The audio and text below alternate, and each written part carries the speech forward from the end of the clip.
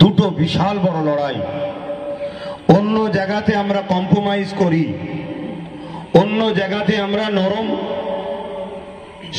নরমীয় ভাব দেখাই, কিন্তু যখন আমার ধর্মীয় ব্যাপার এসে যায় আর দেশ ও দেশের সংবিধানের ব্যাপার এসে যায়, তখন কিন্তু আমাদের এখানে কোনো কম্প্রোমাইজ, কোনো নরমীয়তার ব্যাপার দেখাবার আর প্রশ্ন থাকে না।